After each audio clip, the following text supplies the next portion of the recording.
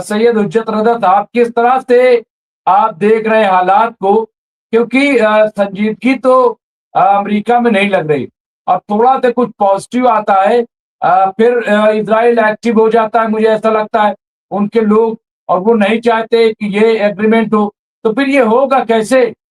क्या दुनिया की फोर्स को अगर वो मुश्किल में है, तो क्या उनकी कोई जिम्मेदारी नहीं है कि वो सब आगे आए और एक प्रेशर बनाए? क्या उनकी कोई जिम्मेदारी नहीं है? उन्हें प्रेशर नहीं बनाना चाहिए? और जी, अपडेट शुक्रिया भी आप नेता। दीजिएगा तो। जी, जी।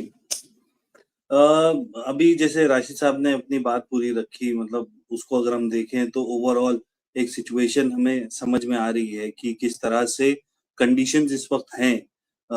चाहे वो मिडल ईस्ट की हो, चाहे वो गाजा की हो, लेबनान की हो, चीजें बहुत खराब हैं। अगर ट्रम्प की बात से शुरू करते हैं तो ट्रम्प ने फिर से एक ट्वीट का माहौल बनाया है, ट्रूथ सोशल पर एक चीज डाली है और एक तरह से ये बताने की कोशिश की है कि अभी भी सारे कार्ड हमारे हाथ में हैं, ईरान के हाथ में कोई कार्ड नहीं है। स्ट्रेट ऑफ हॉर्मूज को खुलवाने के लिए वो हर कोशिश कर रहा है और स्ट्रेट ऑफ हॉर्मूज काफी हद तक खुल गया है।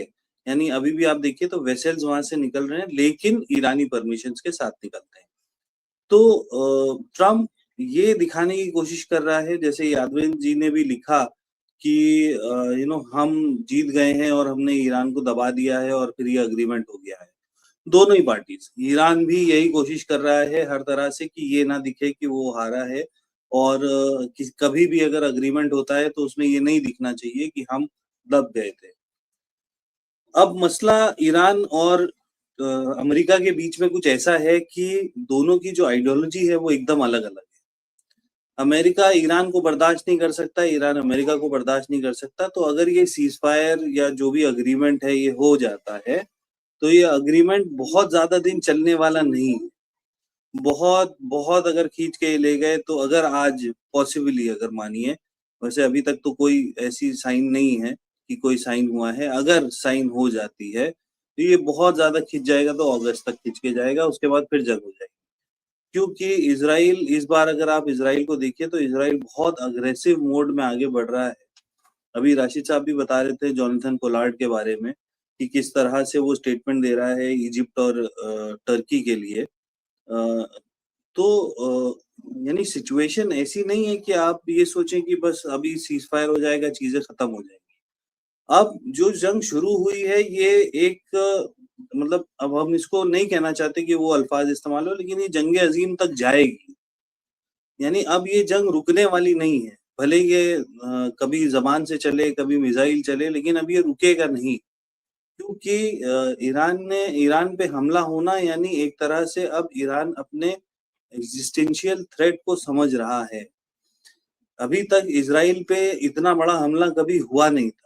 लेबनान की तरफ से हिजबुल्लाह ने किया, हमास ने किया, लेकिन ईरान का जब इस तरह से खुल के आ जाना और 3 जंगे इजराइल के साथ लड़ जाना, ये अभी तक हुआ नहीं था, सिचुएशन वैसी नहीं थी।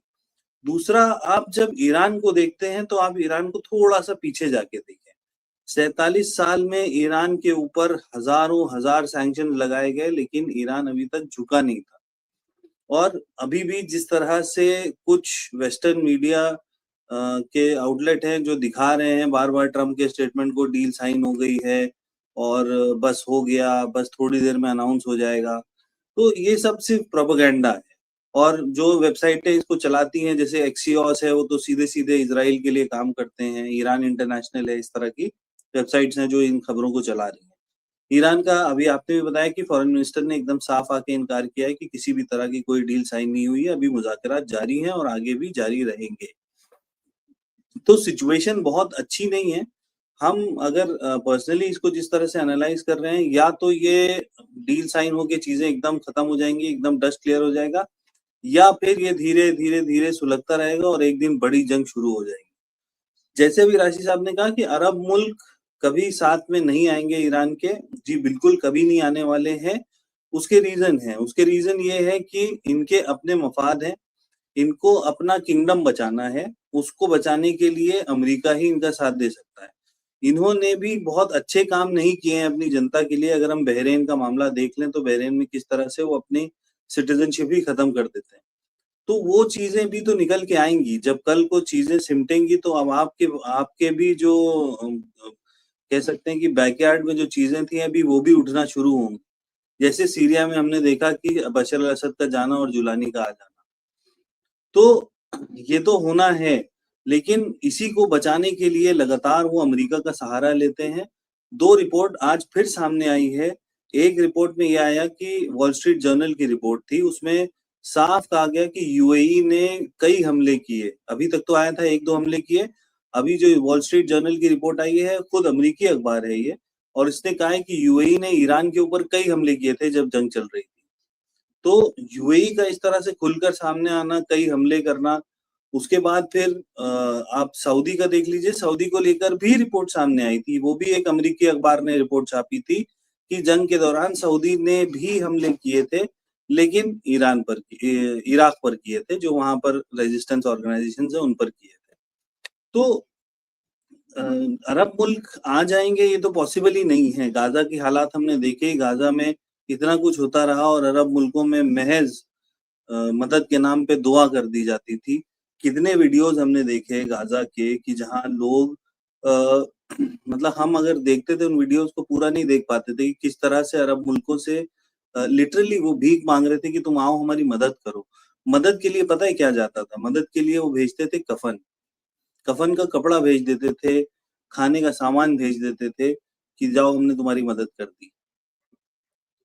तो कोई साथ नहीं खड़ा है। ईरान भी बहुत फंसी हुई स्थिति में है, क्योंकि उसको ना सिर्फ अपनी चीजों को भी देखना है और साथ साथ लेबनान को भी बचाना है, क्योंकि हिजबुल्लाह उसकी रेजिस्टेंस, एक्सिस ऑफ रेजिस्टेंस का सबसे इम्पोर्टेंट पार्ट है, इम्पोर्टेंट एलिमेंट है। चाहे वो यमन हो, हूती हो, हमास हो या कताइब हिजबुल्लाह हो, इस सब में अगर हम देखें तो हिजबुल्लाह इनका सबसे स्ट्रॉन्ग एक्सिस ऑफ रेजिस्टेंस का पार्ट रहा है और इसको भी बचाना है। और लगातार ईरान ये कह रहा है कि हम अगर आपसे डील करेंगे तो उसमें ये पॉइंट भी होगा कि लेबनान के ऊपर भी हमले रोके जाएं। अगर लेबनान के ऊपर हमले नहीं रोके जाएंगे तो ये डील नहीं मानी जाएगी। यानी कहीं ना कहीं ईरान हर चीज को, पर्सपेक्टिव को देखते हुए काम कर रहा है। और माजी में अगर हम जाके देखें तो 8 साल की जंग जब सद्दाम के साथ लड़ी तो इमाम खुमैनी फिर भी उस पे नहीं आना चाहते थे इस नेगोशिएशंस के लिए, लेकिन हालात ऐसे हुए कि उनको आना पड़ गया। लेकिन 8 साल बाद आए। तो आप उस जगह की बात कर रहे हैं जिन्होंने 8 साल जंग बिना, बहुत कम रिसोर्सेज के साथ, मतलब अभी ताजा रेवोल्यूशन आया था, रिसोर्सेज थे नहीं, तब उन्होंने 8 साल जंग लड़ ली। तो आज तो बहुत बड़े मरहले हैं, चीजें थोड़ी सी बदली हुई हैं, लेकिन ईरान अभी भी स्ट्रांगली खड़ा हुआ है और अपनी बातों को रख रहा है। मीडिया उसको अलग तरीके से प्रेजेंट कर रहा है, तो लोगों को भी जो इन्फॉर्मेशन मिलती है उसको बहुत सिलेक्ट करके लेना चाहिए, वेस्टर्न प्रोपेगेंडा के चक्कर में ना पड़े। जो खबरें आपको लग रहा है उनको बहुत अच्छे से एनालाइज करें, ताकि, क्योंकि आप इन वेबसाइट्स को देखिए, एक्सियोस को, ईरान इंटरनेशनल को देखिए, खुद न्यूयॉर्क टाइम्स को देखिए, कई बार ये ऐसी खबरें चला देते हैं जिनको बाद में खुद यही इन्हीं की एक खबर उसका खंडन कर रही होती है। तो बहुत देख के चलने वाला है उसमें। दूसरा एक आखिरी पॉइंट मैं रख देता हूँ कि ईरान के इंटरनल हालात भी बहुत अच्छे नहीं है। अगर आप देखें तो इन्फ्लेशन लगातार हो रहा है। आज ही हम एक साहब से वहां बात कर रहे थे तो उन्होंने बताया कि महंगाई बहुत ऊपर आ चुकी है वहां पे। जो चीजें वहां 40 तुमान में मिलती थी वो अब 150 तुमान में मिल रही हैं। महज 2 साल 3 साल के अंदर ऐसा हो रहा है।